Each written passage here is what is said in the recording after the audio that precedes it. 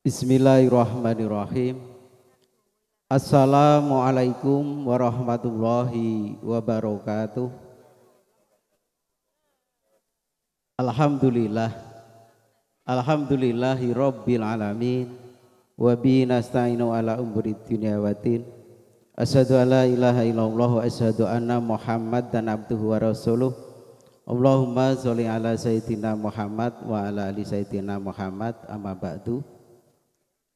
Nuwun kawula nuwun kepareng matur dumateng sesepuh bini sepuh aji sepuh ingkang darah betosi dumateng para alim, para ulama, para kiai, para haji dalah hajah ingkang rinten kelawan dalu tansah sumanding kitab wahyuning Gusti ingkang dados kiblating panembah ingkang satu kinabekten dumateng para pangemban-pangembating praja satriyaning negari ingkang dados pandam-pandaming kawula dasih ingkang pantes sinudarsana. Dumateng para tamu kakung sumawon putri ingkang kawula hormati.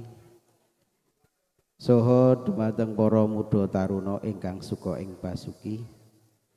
Boten katelumpen dumateng panjenenganipun pisan sutrisna panjenenganipun Bapak Mulyadi dalasan Ibu Suwarni. Ingkang kasepuhan panjenenganipun Bapak Budi Sriyanto ingkang kinabekten. Lagu rumiyin sumangga kawula dherekaken mujukaken raos puja dalah puji syukur wonten ngarsa dalem Allah Subhanahu wa taala. Bilih wonten ing enjang siang puniki kawula sajengandika sami tasih kaparingan kasarasan kalucingan hidayahipun sehingga saged rawuh makempal silaturahmi wonten ing pahargyan puniki kanthi wilujeng boten wonten alangan setunggal punapa. Amin. Sholawat salam sumangga kaaturaken dumateng junjungan kita Nabi Agung Muhammad sallallahu alaihi wasallam. Ingkang kula sajengandika sami antu-antu syafaatipun benjang wonten ing yaumul kiamah samangke. Amin Allahumma amin. Dumateng sesepuh bini sepuh para ingkang hormati, saderengipun kawula nglajengaken kawula nyuwun pangapunten sumela atur wonten ngarsa panjenengan sami. Bilih kawula piniji kinen nampi menggah atur pasrah saking panjenengan pesan sutrisna lumantar panjenenganipun Bapak Budi Sriyanto keparenga kawula matur.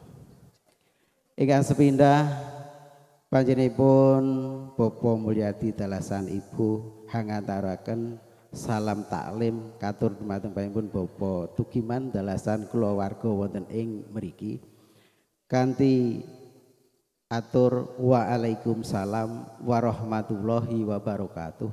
Mugi-mugi kasarasan katentreman kabahagiaan tansah tumantuk dumateng panjenenganipun dalasan kawula sajengandika sami. Dene atur salajengipun panjenenganipun Bapak Budi Sriyanto hangaturaken Sri Atmaja temanten kekalih ingkang sampun dipun ijab saha kabulaken lan dini wisuda wonten ing Dukuh Candhen RT 6 RW kalih Candhen Sambi kalebet tlatah Kabupaten Boyolali. Angsal rahayu wilujeng boten manggih alangan satunggal punapa. Mugi-mugi Sri Atmaja temanten kekalih ingkang ngebyur wonten ing bebrayan enggal antuk jodoh ingkang sejati mugia dados keluarga ingkang sakinah mawaddah warahmah saha enggal pikantuk berkahing Gusti awujud putra ingkang soleh saha solikah mekaten. Amin. Panjenenganipun Bapak Budi Sriyanto ugi hangaturaken angsal-angsal ingkang wilanganipun boten kantenan. Saking panjenenganipun Bapak Tugiman katampi kanthi asta kekalih. Mugi-mugi sih kadarman panjenenganipun pisan sutrisna panjenenganipun Bapak Mulyadi dalasan Ibu saged hamba dadelaken barokah anggenipun panjenenganipun Bapak Tugiman hamargya menika. Dene atur salajengipun panjenenganipun Bapak Tugiman anggenipun hanampi kerawuhanipun pisan sutrisna ingkang kasepuhan panjenenganipun Bapak Budi Sriyanto Anggenipun hamanyaktaken sedayanipun wiwit palenggahan pasegahan saha sanes-sanesipun ngrumaosi tasih kekirangan pramila panjenenganipun Bapa Tukiman hamantu-wantu nyuwun agenging samudra pangapunten ingkang saklebet-lebetipun. Dene atur selajengipun mbok menawi pahargyan prasaja sampun paripurna panjenenganipun pisan sutresna lumantar panjenenganipun Bapak Budri Seyanto badhe wangsul kuntur dumateng pidalemipun piyambak-piyambak suwang-suwang mugi-mugi angsal manggih rahayu wilujeng dumugi pidalemipun piyambak-piyambak. Mbok menawi mekaten anggenipun kawula nampi atur pasrah saking panjenenganipun pisan sutresna panjenenganipun Bapak Mulyadi lumantar panjenenganipun Bapak Budri Sriyanto.